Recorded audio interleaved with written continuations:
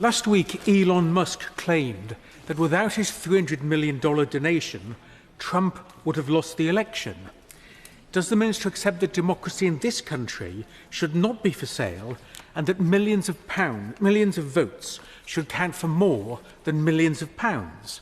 So given that commitment to a level playing field, will the government act to bring in a cap on the size of donations that can be made to parties, reverse the 80% increase in national spending limits brought in by the last Conservative government and opposed by Labour in opposition, and will it introduce spending limits that apply every year, not just in the year before an election? My Lords, many things are said on social media, including by Elon Musk, and I'm aware that he's a prolific user of his own platform. There has been much discussion of his words and their impact. I don't want to dignify them with any further reaction, I don't think, in this chamber.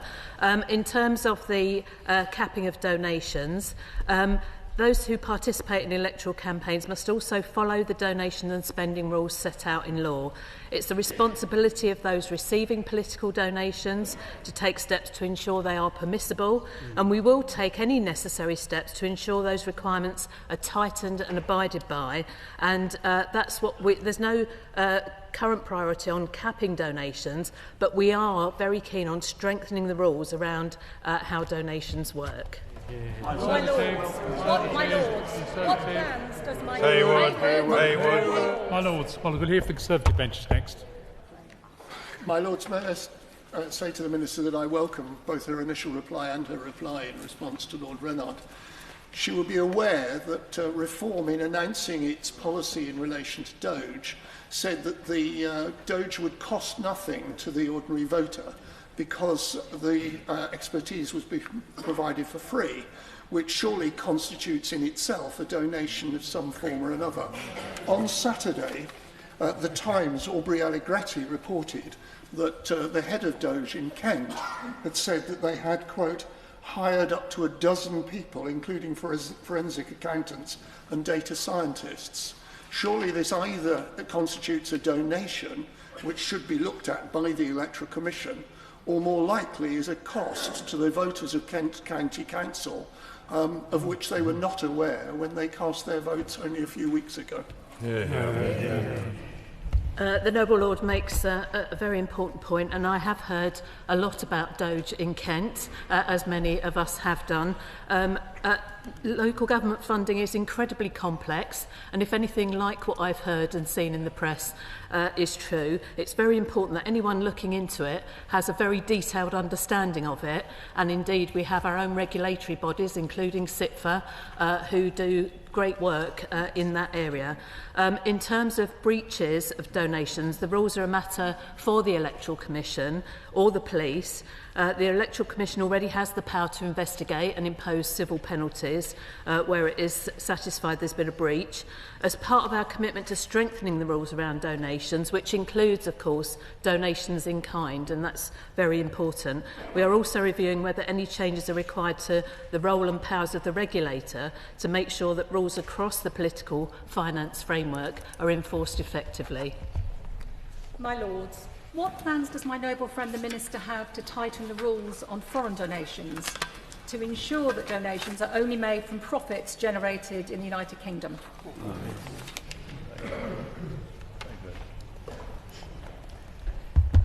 My noble friend makes a very important point, and this is one which we have discussed in the chamber before. I can assure my noble friend that the government takes the threat posed by disinformation and foreign actors interfering in our democratic processes very seriously. It is and always will be an absolute priority to protect the UK against foreign interference.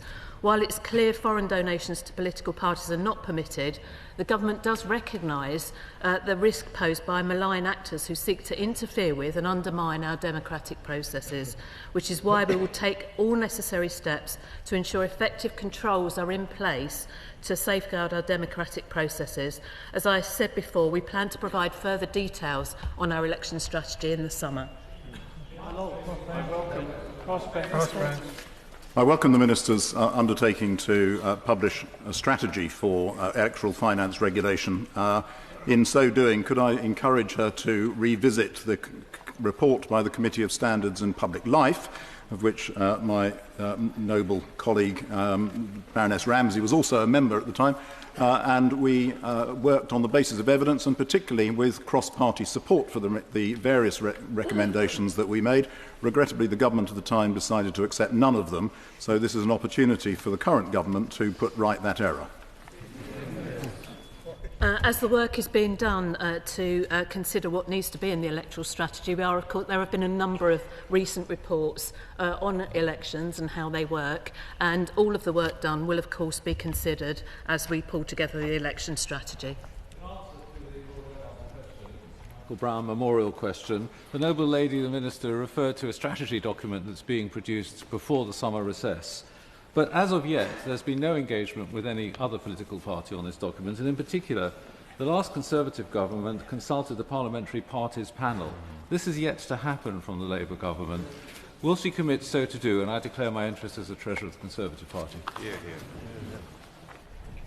Of course, the noble lord is right that all political parties must be engaged in any consultation. I think the idea is to produce a draft strategy based on the reports that have been produced so far, and then have an extensive consultation on that. But I'll reply to the noble lord in writing if that's different. My Lord, on money flowing into British politics further, we did have in the Russia report some information on Russian money flowing into primarily the Conservative Party and associated organisations. We now have American money from extremely reactionary groups within the United States, not the American state, flowing into a range of third-party campaigns and potentially through unincorporated associations to political parties. What is the government going to do to try to monitor that and make it transparent and regulated?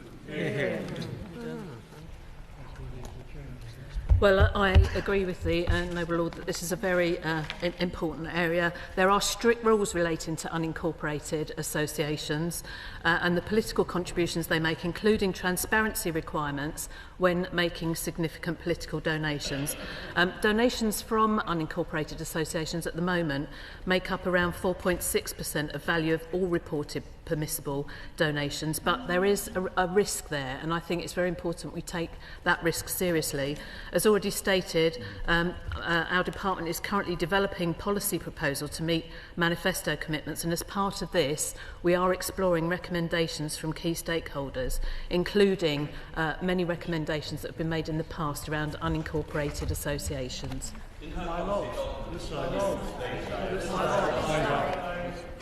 Thank you.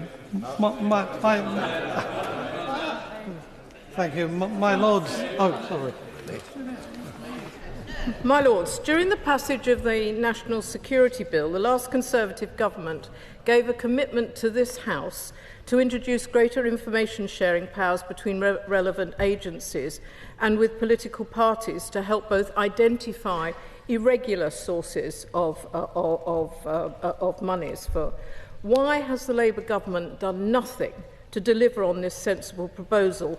Isn't it in the Labour Party's best interests that they are given the heads up if they are taking money yet again from Chinese spies?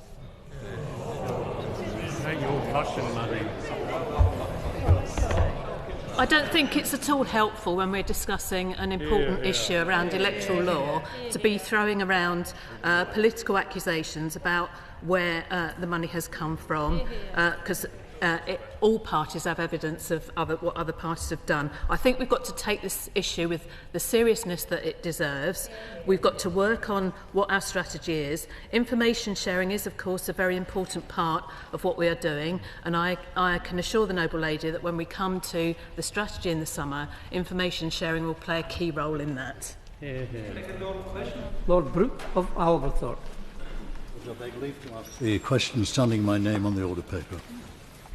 My Lords, Peace Day falls at the start of the UN General Assembly High-Level Week, the annual gathering of world leaders to discuss matters of peace and security and to commemorate the UN 80th anniversary. Peace is the bedrock of the UN. As always, the United Kingdom will be at UNGA in full force,